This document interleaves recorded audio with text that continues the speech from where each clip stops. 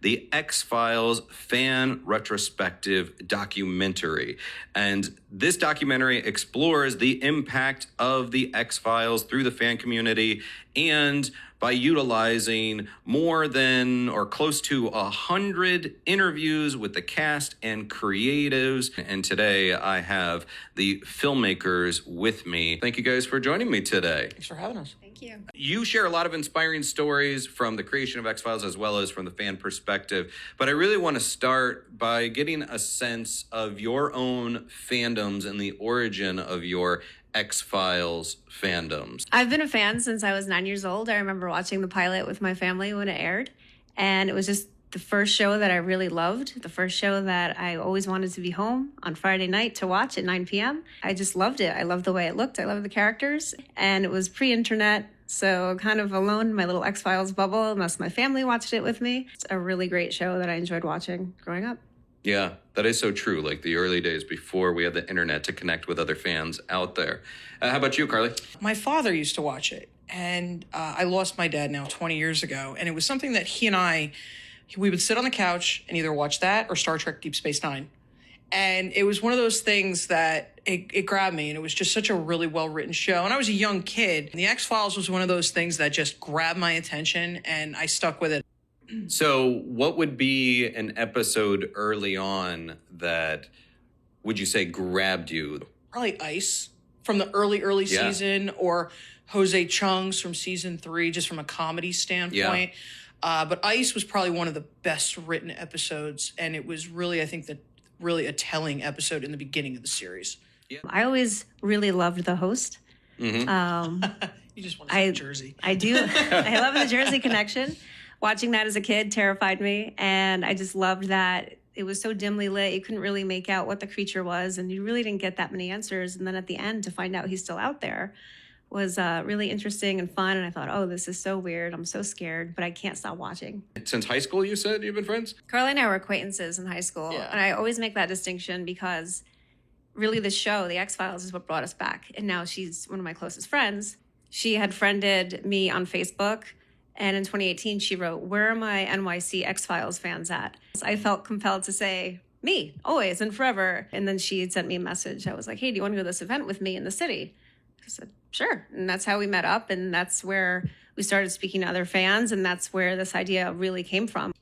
It's one thing to gather at an event and reunite with an old friend, but then it's quite another thing to say, we should make a documentary and dedicate a lot of our life, our time, our energy to this. So what was that conversation as far as like, yeah, let's do something about this? You know what it was? I think a lot of it was we met people like us that were passionate about the show for various reasons. A lot of those stories grab people, and we thought, wow, there's something here. And we both had experience, in marketing and production, and we thought we could put this together. And it started small, and it just kept growing and growing and growing. You were already kind of primed to do this kind of work because of your professional background. It's like this was the role you were born to play. Yes. Let's make a love letter to the show. Let's talk to fans whose lives have been positively impacted by the X-Files one way or another. What have been some of the challenges with being a small team and attacking this documentary for over the span of multiple years, a global pandemic? So our very last interview before COVID was here in New York with Reese Darby, and it was great. And we brought all of our equipment and we set it up and the lighting was perfect. And then when the world shut down, we had a choice to make. Do we keep going? We were suddenly at the mercy of everyone's internet connection, microphone. They're sitting in their garage, they're chatting with us, their dogs are barking, but we rolled with it. And we were just so grateful to keep it going and share this content online with fellow fans. Here's the rough cut. It's on our YouTube channel. Go check it out. And it just became bigger and bigger with each passing month. It was a blessing in disguise because I don't think we would have had the opportunity. We didn't have a huge budget. So for us, we wouldn't have been able to fly to Vancouver or Detroit or Los Angeles. So these people were home and they wanted to talk. We had to trade the production value, like Lauren said. Like, I love video cameras and lighting and microphones and doing it the proper way like we did with Reese. But we had to trade that. Do you think that that contributed to the substance of the interviews? Because people were thinking about my career, my life, what have I done? What does it matter? What's my legacy? Did that come out in the interviews? I think so. I think people were very personal, and took a lot of time. People were not in a rush to talk to us, and they wanted to tell us their stories, and they wanted to tell us their experiences. And I can't tell you one person who wasn't proud of their work. And we're grateful for the work and experiences they had on the show. And Lauren and I are sitting there like, wow, we're hearing the nitty gritty of what went on. And a good thing, everything was positive. There was no negative. And I think you're right. And I think, like, you've seen shows like X-Files shot up in viewership during COVID, and people were so excited to talk about it. That Lori Holden watched the show again so that she could really relive what she had done on it. And she wanted to make sure everything she had knew and talked about was fresh. We were so appreciative of that. So it was a wonderful experience. And it seems like Chris Carter, in a way, was still behaving somewhat as a leader of this crew as you were filming things. He was encouraging people to talk to you. Is that accurate? Yeah, this actor reached out to us directly and said, let's do it. Let's talk. And he was gracious, and it was awesome. That was Mitch, right? It was Mitch, yeah. Right. So, that's a part of, you can see that in the clips online. Right, you can see it. He says, Chris told me to talk to you guys. Yeah. The stars are aligning. We've got all these great interviews. We've got this online presence now. We're interacting with fans. As I said, we have to go for Chris Carter. But it's gotten to the point where we've spoken to him several times, and he's just so gracious with his time, and he's just a great guy. And thank goodness, because we'd been crushed and we would have scrapped the whole thing. Yeah. But I think we felt that way with anybody who we interviewed. You get that crushing feeling. I know anybody who's met their favorite people. We did not feel that way with anybody. We were so grateful for everybody was so gracious and so incredible and so sweet. We were very lucky. What were some tidbits from these interviews that, even as fans, like, where you're kind of blown away? I think for me, it goes back to how wonderful everybody was. I know that sounds hokey and whatnot, but productions are long, stressful, exhausting events. I don't care if you work on the best show on television, you're tired at the end of the day. And everybody was just like we were talking about a minute ago, I think the passion came out from the top, from Chris, Kim Manners, Rob Bowman, these guys, Bob Goodwin, like, their passion was brought all the way down to the bottom, to people who are PAs. I mean, we've become friends with people who worked on the show, and they're just saying, like, how amazing it was. You want to do your job. You want to go there and be passionate about your job. And how many people can say that? It was so cool to watch them light up about talking about it. Was there any interview that you're professionals who've been working in entertainment and production for a long time, and you keep your cool, but still, when you go do that interview on the inside, that 9-10-year-old fan or whatever it is freaking out a little bit? Tell me about a moment where you kind of had to check it a little bit on the inside. Sure. I can speak to that. I just want to say that every interview we do, Carly and I call each other immediately after and start screaming into the phone. It's just, we're very excited to be doing this. We're lifelong fans. Like I said, this kind of started off as a love letter to the show, that we would be trusted with these stories, and to share that with the rest of the fandom means so much. But one of the moments that I will say really sticks out, we go downstairs and tell my husband, who was working in his office, I said, I need you to take the kids outside because David Duchovny's calling in just a few minutes. And he was just like, seriously? Yeah. I appreciate that you were so polite to your husband. Yeah. Please take the kids outside, as opposed to, get out! No, Duchovny is calling. No. How about yourself? Lauren's going to laugh at mine. I think we had an opportunity to do an event with Chris Carter. We were outside with Chris, just Lauren and I had the opportunity to tell Chris about what the show meant to me, and about how the relationship with my dad, and like how it's just something that grabs me. And I'm having this emotional moment, but what I don't realize is I'm trying to deflate a blow-up alien. And this thing was easily as tall as Lauren. And I'm like having this conversation with Chris, but I'm literally doubled over with this green alien trying to get the air out of it because it wouldn't come out. So finally, Lauren pulls the thing out of my arms and she's like, I'm going to take over this.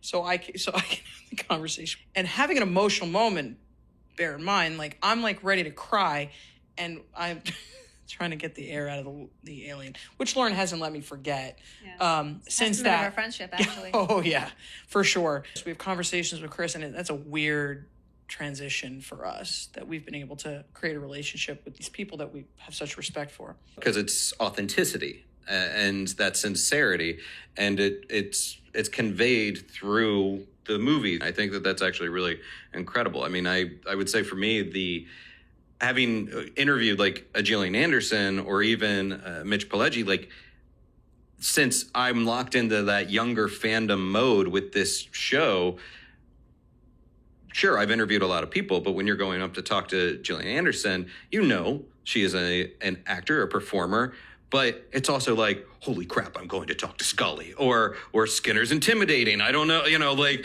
even though you know the reality of it, that true love of it influences what you do, and I think that's really important.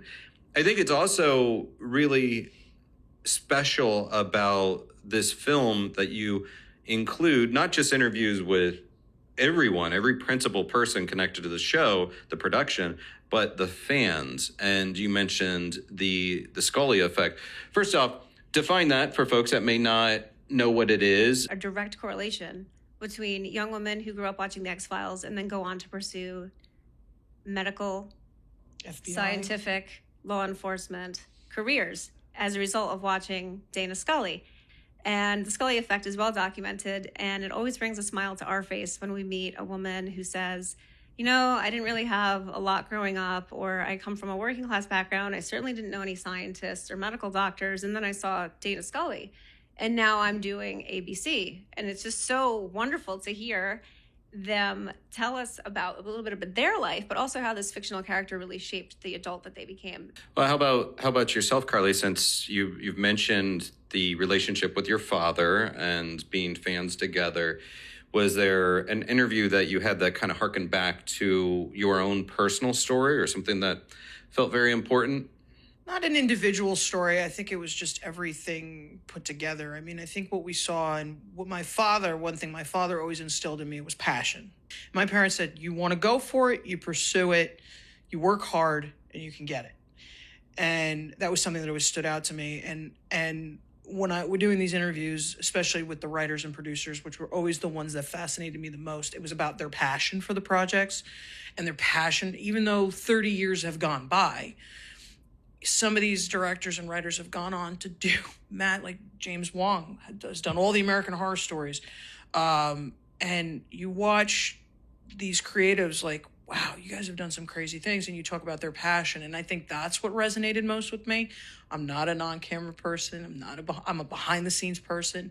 And so for me, those are the stories that grab me. And the Scully, I think from my aspect, the Scully effect is more about her strength. Are you officially done with the interviews, or have there been any proverbial white whales that you're pursuing that you would still like to get? I would love to talk to Vince Gilligan. Nearly 100 times we've done this, and we love it a little bit more each time. So, if you're watching and you worked on the X-Files, bring it on. Vince Gilligan, Bryan Cranston, give us a call. I know you're big fans of Den of Geek. Jack Black. Jack Black, yeah, that was really on heart. Yeah. The choice to really distribute the interviews as you go along across your social media, YouTube, as opposed to waiting until you say, okay, we are done and now here's the final product. Discuss that a little bit, because some people would be very reluctant to show the goods before the final product. And we've always invited fellow fan participation. People were asking about it. People were like, oh, did my question get asked? And I said, well, there's no reason we can't share it. This is for the fans just like us. You're in this unique position where, as you said, you were happy being behind the camera, the production person, but now this thing has evolved in a way that you're out there in the world interacting with the fan community in person. Speak about that and how exciting, cool it is, but also sometimes how weird it is, and some of the opportunities that have emerged from your work. Why don't you start on that, Carly? I think you've hit the nail on both. Is we love being out and interacting with people. We have a blast.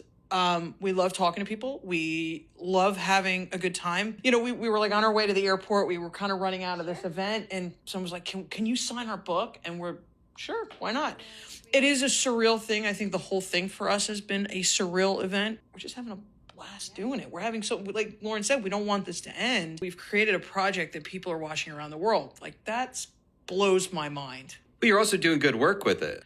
You're raising money, you're fundraising for good causes as well. So we started collecting funds for domestic violence victims in our state just from X-Files events. And one of the people that we've stayed close to from the X-Files is Sheila Larkin, who plays Mama Scully.